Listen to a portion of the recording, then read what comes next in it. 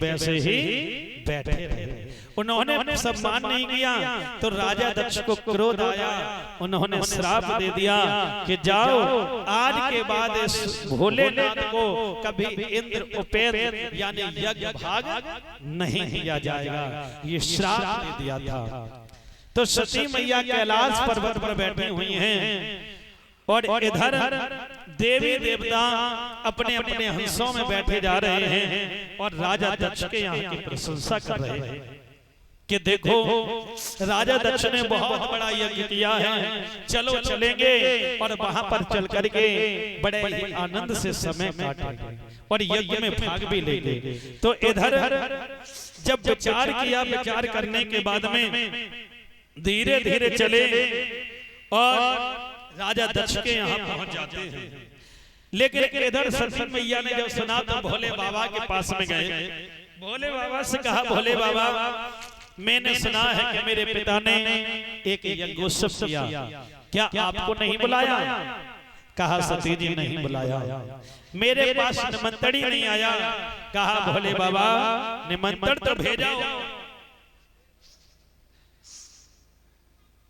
कहा कि निमंत्रण तो भेजा होगा लेकिन देने वाले ने कमी कर दी होगी।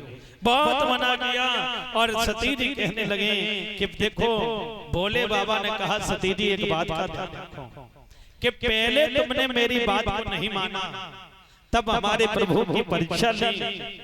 और ये भी बात सत्य है सती जी, जहां पर सम्मान नहीं हो और जहां से बुलावा नहीं आए तो वहां पर जाना भी नहीं चाहिए। तो सती जी बोली प्रभु आपको एक बात नहीं मालूम, दो तीन जगह ऐसी बताई हैं कि जहां पर बगैर बुलाए जाया जाता है। कौन सी? यदि पिता मित्र के घर को और कछुरी तो नहीं बतलाए।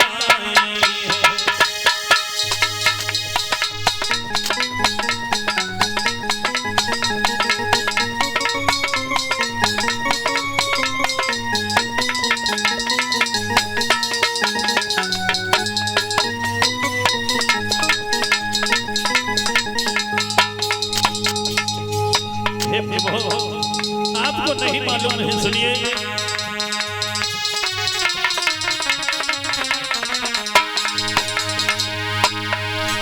यदि पिता मित्र के गुरु घर का कछुरी नहीं बतलाई है, लेकिन अनमन के अवसर में जाने भला है।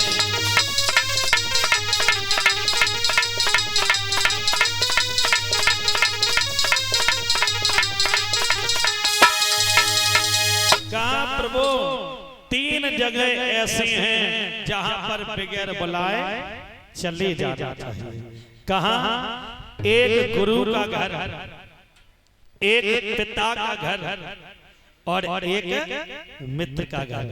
यहाँ पर बगैर बुलाए भी जा सकते हैं, लेकिन परीक्षित महाराज जी कब जा सकते हैं? जब मन एक हो, भाव एक हो तो जाना चाहिए। अब मालूम नहीं कि गुरुदेव उठे बैठे हैं और आप पहुंच जाओ पर सम्मान हो नहीं हो, वही बात कही तो सती जी अपनी जिद पर अड़ गई। भोले बाबा ने सोचा कि चलो कोई बात नहीं, नहीं मान नहीं हो तो चली जाओ। भोले बाबा ने दो गढ़ों को दिया, कहा जाओ सती जी नहीं मान नहीं है, देखना जा। अब दोनों गढ़ साथ में गए। सती जी सबसे पहले अपनी माँ के पास के लिए पहुंचे, लेकिन रास्ते में सखियां मिल गईं। सखियां आपस में कहने लगी, अरे बहन देखो देखो इसके पिता ने इसे निमंत्रण नहीं दिया और फिर भी ये मुख को उठाए यहाँ पर चली आई। यानी सखियां बोली की बोली मार रही हैं। अब जो सती मैया थी ना, वो मन में कुछ खिन्नसी हो गई, उदास हो गई और धीरे धीरे चली अपनी मैया के पास से पहुंची। जैसे मैया ने देखा, लेकिन माँ अपनी बेटी के लिए भागी, लेकिन राजा दक्ष की वजह से उसने भी पीठ को फेर लिया, बेटी को गले नहीं लगाया क्योंकि डर था। नहीं तो देखो कोई माँ होगी क्या, कोई पिता होगा जिनका कठोर दिल हो जाए, जो कि अपने संतान को क्या वो अलग कर सकते हैं? नहीं कर सकते हैं। वही बात हुई। तो जैसे सती जी को देखा पीठ फेर ली। अब सती जी पिता के पास पहुंचे तो पिताजी ने भी बेटी को गले से नहीं लगाया। बड़ी उदास हो रही है, सोच रही हैं कि भोले बाबा ने मना सही किया था, लेकिन मैंने बात को नहीं माना। अब सती जी वहां पहुंची जहां पर यज्ञ बड़े बड़े बने हुए थे, यज्ञ बने हैं, लेकिन वहां पर क्या देखा कि ब्राह्मणों में होड़ लग रही है। सभी ब्राह्मणों के सभी देवताओं के उच्च उच्च आसन दिए गए हैं, यज्ञ भाग दिया गया है, लेकिन भोले बाबा के लिए कोई भाग नहीं है। अब सती जी ने अपने पति का अपमान देखा कि देखो मेरा पिता, अरे वैसे अपमान हो तो हो, लेकिन मेरा पिता जो है इस यज्ञ में भी अपने मेरे पति का अपमान कर रहा है।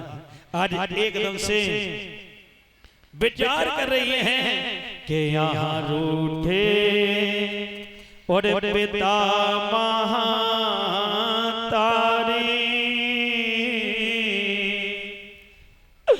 और वहाँ रूठे गए त्रिपुरारी।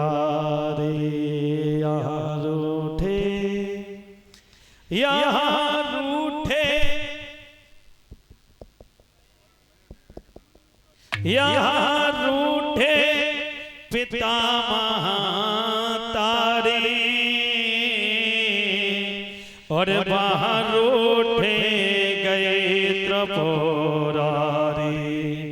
ऐसी बन गई और भूले हमारे जो भई जीवन की ख्वारी। आज वही सती मैया विचार कर रही हैं, रो रही हैं, बिलक रही हैं। आज उसी समय एक पीला वस्त्र उड़ा, विचार किया कि मैं इस पिता के अंश से जो मुझे ये शरीर मिला है, मैं इस शरीर को रखूंगी नहीं। जहां पर बड़ा यज्ञ बना हुआ था, राजा दक्ष यज्ञ में स्वाहा स्वाहा कर रहे थे, एकदम से पीला वस्त्र उड़ा और उसी यज्ञ के पास बैठ गई और प्रभु से विनती कर रही है कि हे दिग्ज्योत साओ। यहीं पर टिकी रहने देना, बहुत अच्छा चल रहा, ठीक है, यहीं रुका रहने देना। कि हे दिग्ज्योत साओ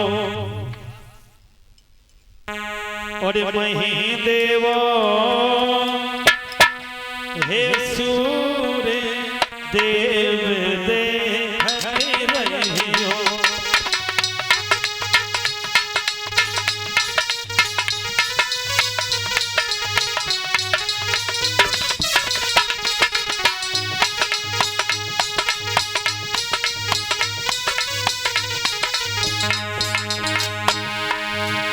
हे दिग्ज्योत साओ मही देवो, हे सूर्य देखते रहियो। हे पवन देव यदि पहुँच सको, हरि ओम। हे पवन देव यदि पहुँच सको, भोला से संदेश कहियो। ऐसी राधे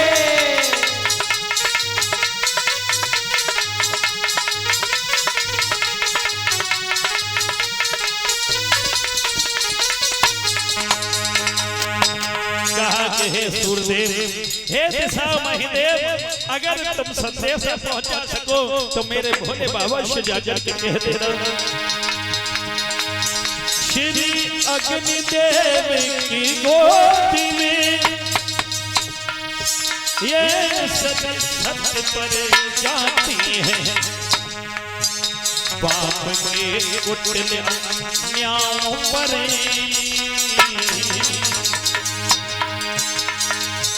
बाप के कुटिल कन्याओं पर बिटिया बलिदान चढ़ाती है।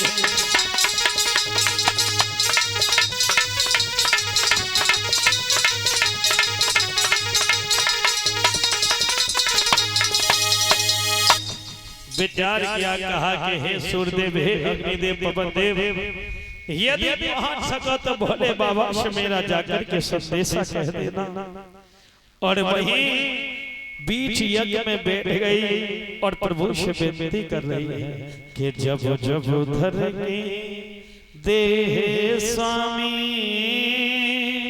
और प्रभु जा जग में मैं आऊं और भोले बाबा से पति ही मेरे और अगले जन्म में मैं पाऊं। आज विचार किया है कि भोले बाबा अगले जन्म में मेरे पति बने। बोलिए गोविंद भगवान की जय। जैसे विचार किया, शरीर धू धू कर करके जलने लगा और जैसे जलने लगा तो एकदम से दो जो गढ़ आए थे ना, उन्होंने भोले बाबा को जाकर के बता दिया कि हे प्रभु, बड़ा अनर्थ हो गया। क्यों? क्योंकि आपकी देवी जो थी सती मैया को उन्होंने पिता के अपमान से होकर के अपना सारा शरीर यज्ञ में प्रज्वलित कर दिया, जला दिया, भस्म कर दिया। भोले बाबा को क्रोध आया, अपनी जटा को घुमाया, शरीर पर यानी धरती पर पड़ेगा एक वीरभद्र नाम का राक्षस प्रकट हो जाता है। दोनों हाथ जोड़ करके खड़ा हो गया कि हे प्रभु, मैं आपकी कृपा से इस भूमि पर जन्म लिया, मेरे लिए कोई आज्ञा हो तो बताएं। कहा कि जाओ, जाकर के मेरी सती ने अपने पिता की कुटिल कन्याओं से होकर के अपने क्रोध के कारण उन्होंने अपने प्राण को त्याग दिया। वहां पर जो राजा दक्ष यज्ञ कर रहे हैं उनके सिर को काट देना, और जो भी जैसे भी यज्ञ कर रहे हैं सभी का तहस नहस कर दो, यज्ञ विध्वंस कर दो। जाकर वही गया है वीरभद्र नाम का राक्षस, उसने जाकर के जो यज्ञ हाथ से घी को डाल रहे थे किसी का हाथ काट दिया। जो वहां पर मुख से वेदों का उच्चारण कर रहे थे उनकी जिह्वा को काट दिया, और जो देख रहे थे यज्ञ को उनकी आंखों को फोड़ दिया, यानी सारा विध्वंस कर दिया। और जैसे विध्वंस किया है तो एकदम से वहां पर हाहाकार मच गया, और जैसे हाहाकार मचा तो ब्रह्मा जी भागे। उन्होंने भोले बाबा से विनती की है जाकर के कि हे प्रभु, आप अपने अंश को यानी वीरभद्र नाम के राक्षस को रोकिएगा। उसने तो सारे यज्ञ का विध्वंस कर दिया है और राजा दक्ष के सिर को भी काट दिया। भोले बाबा कहने लगे चिंता मत करो, ये राजा दक्ष को यानी दंड मिला है क्योंकि उसके अंदर मैं भरा हुआ था, हैं? तो कोई बात नहीं। कहा कि प्रभु आपको यज्ञ भाग दिया जाएगा, चलो। तो भोले बाबा चले जाकर के जो भी यज्ञ था उसको ठीक किया, लेकिन राजा जिसके हाथ पैर कट गए थे उनको ठीक किया, लेकिन राजा दक्ष का जो सिर था काट करके यज्ञ में जल गया था। परीक्षित महाराज कहा ये तो ठीक नहीं हो सकते, हाँ जो बकरा यहाँ पर चढ़ने के लिए आया है उसका सिर काट करके राजा दक्ष के लगा दीजिएगा, क्योंकि